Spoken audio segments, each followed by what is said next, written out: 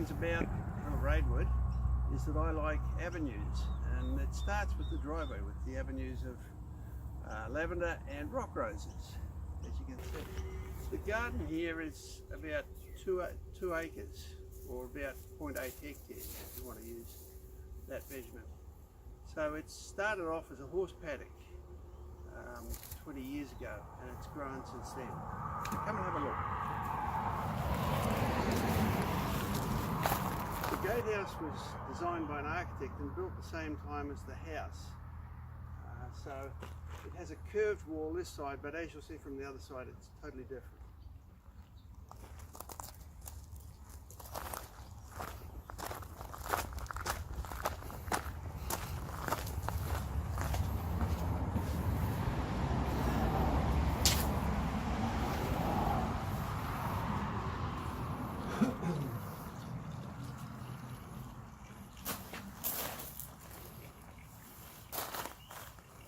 This is the main lawn, and it has a pear walk of Bradford pears, which are ornamental pears, and the fountain.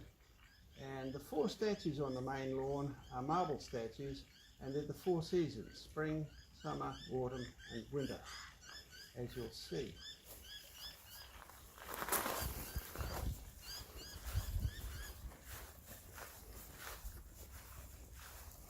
The pear walk was inspired by visits we made to Paris, to the Tuileries Gardens in Paris, and also to Vienna and the gardens there, where there are these lovely clipped trees giving you a lovely avenue, another avenue to place.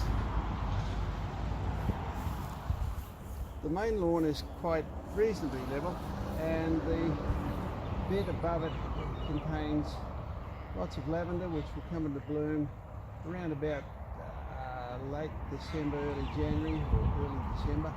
And in the big pots there you've got magnolias, little gem magnolias. Trailing over the edge is a bit of rosemary. You can see some lovely oak trees here at the house, of course. Behind us we have a dam, and I'll take you down there so you can have a look at that as a feature.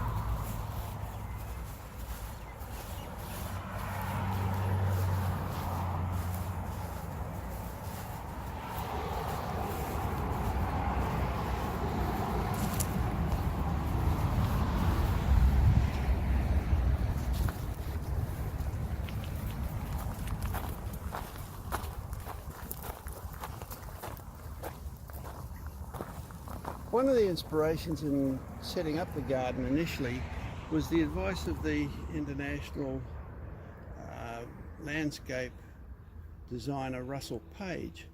His advice was never plant one plant if you can plant many. And so over the years we've never planted single specimens where we could plant 3, 5, 7, 9. Usually always an odd number, so you don't get any symmetry in the planting in that way.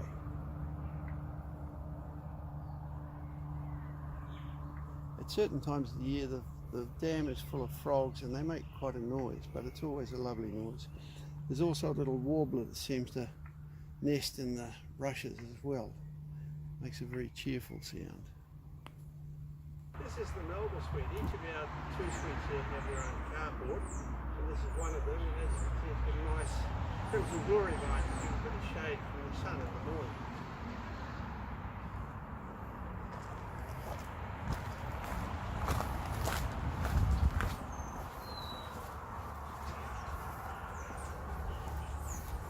The suite looks out over the garden and takes in quite a nice perspective of the pear walk and the 4 seasons statues, as well as the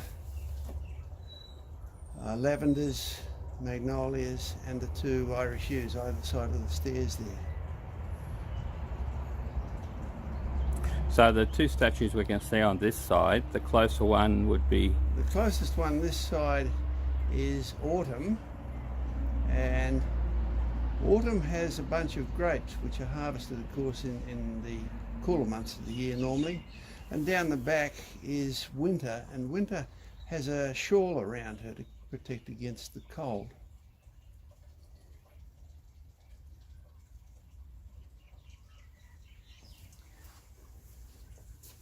If we go to the other suite, the Yarra suite,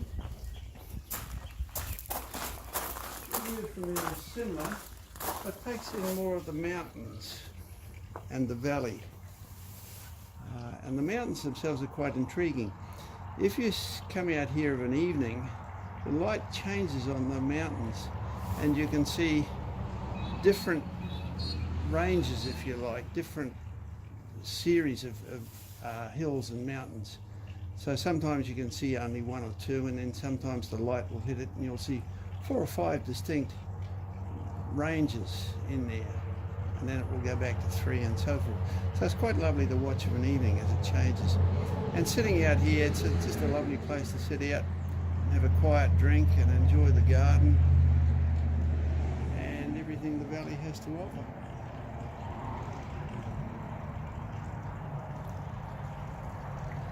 This is one of the statues. This one is Summer, and as you can see, Summer is depicted with the scythe and the sheaf of grain. So it's harvesting the grain from summer. And if we go down here, you can see spring. And spring, you'll notice, has a garland of roses that she's holding, which is typical for this time of year. This is springtime now. The property has a number of, besides these 40 Bradford pears, there's a number of oak trees of various types, like this particular one here, which provides lovely shade. Some of them are evergreen. There's also oaks along the boundary and various other places around.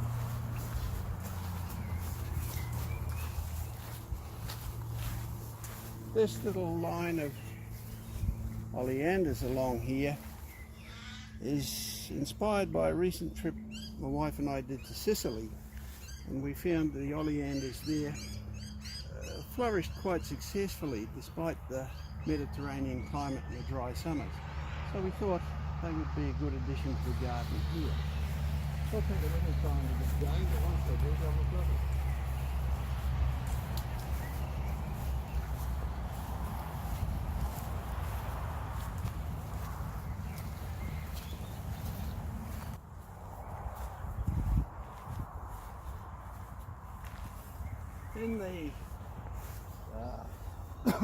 In the 18 years or so the garden's been established, a lot of the trees have now grown to a point where they're giving good shade. And this particular area now is quite lovely. In winter, of course, all the trees being deciduous, it's quite open, and the hellebores put on a lovely display. And there's also lilies in there, the oriental lilies that come in. As you can see, there's lots of different trees. We've got a lot of oaks, but there's also a liriodendron, a chestnut, an Irish strawberry tree, a lilac, and a holly, and a smoke bush, as well as mulberries, a claret ash, and a box gum. And of course a maple. This is a Japanese garden, or Japanese inspired garden. I wouldn't call it Japanese. It was inspired by a garden tour we did in Japan with Botanica, and came back with a whole lot of ideas and nice photos, and thought I'd put them together into something that was Japanese inspired. I say Japanese inspired because this has metal edging to the paths, and in Japan you would never ever see that, plus the fact that it's not curated with the degree of precision and extensive care that the Japanese devote to their gardens, but nonetheless it gives an effect.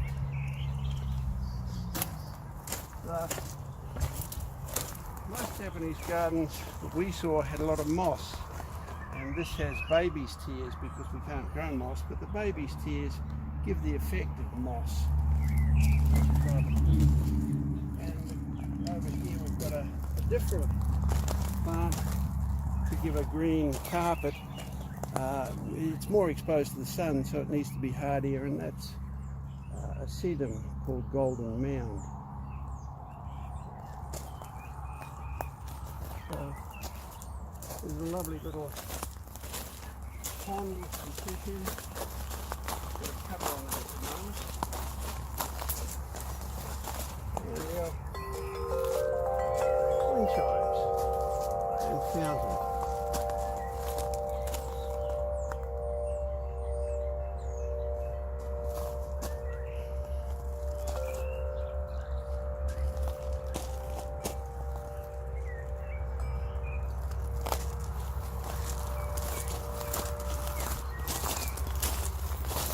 So if we go up here, we now go through the different side of the garden. By two tours we took of gardens in the United Kingdom, some in Scotland and some in the Cotswolds.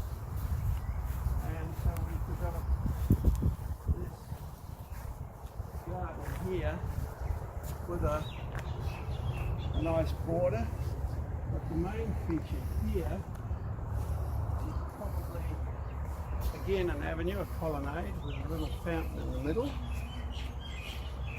and a fountain at the other end.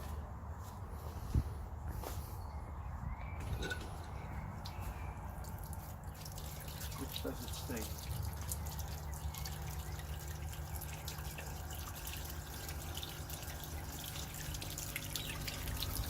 Climbing roses down here will, let's hope, get up and over the top of the pergola a bit and provide a bit of shade. And along the colonnade, we've planted a number of laburnums. And they were inspired by a trip to Scotland where we saw laburnum growing. And it has a lovely yellow raceme chain of flowers that hang down, a bit like can't think of the name of it.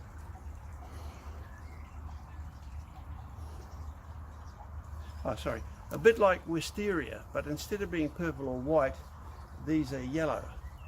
It looks very lovely, and quite a few people who know gardening say it's a challenge to grow, but we'll see how it goes.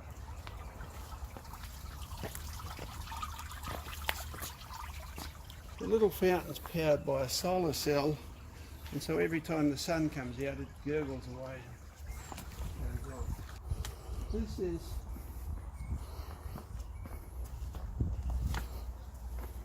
a rotunda, I suppose, with a pizza oven in, or wood-fired oven. It's quite nice on a hot summer's day. Quite shady.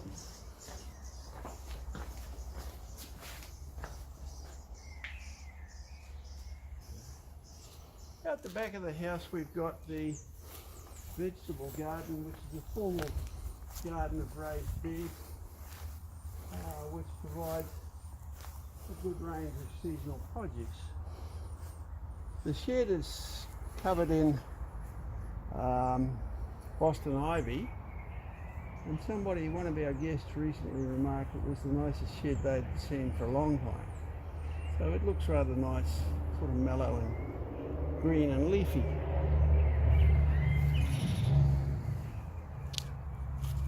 Go through the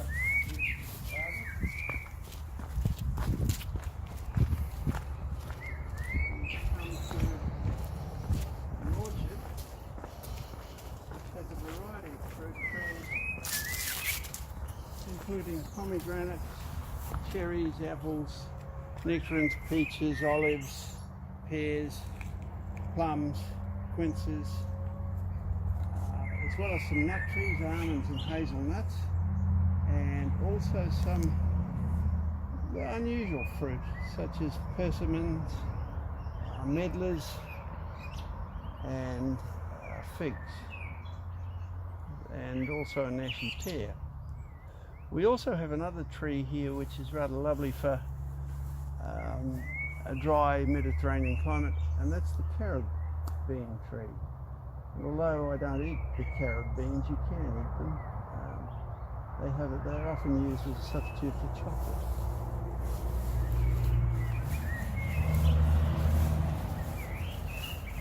So, lots of little shady beds with a profusion of different flowers. This one's got irises and foxgloves and agapanthus, as well as some daisies and various others. And of course, there's some nice Rugosa roses over here. This is a good one, which bloom away quite nicely. Lovely Rugosa roses.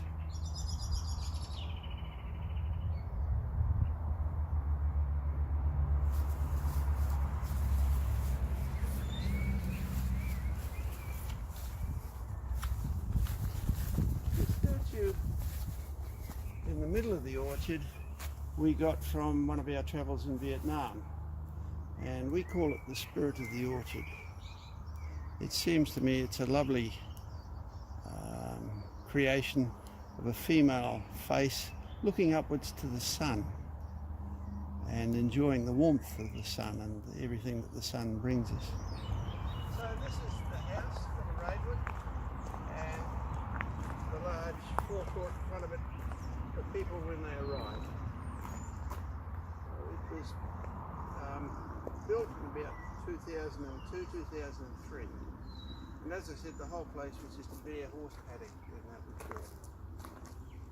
Along here, along the driveway, we have a series of stone pines, which are the pines that give you those pine nuts.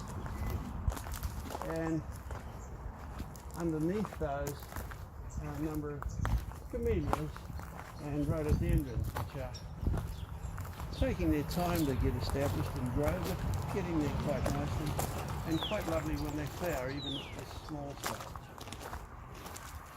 There's also some bulbiness and various other plants in there. Just to fill it out, as well as the star jasmine up there on the screen in the back. So that's it. That's about the tour of Villa Raedward and the Gatehouse and the gardens.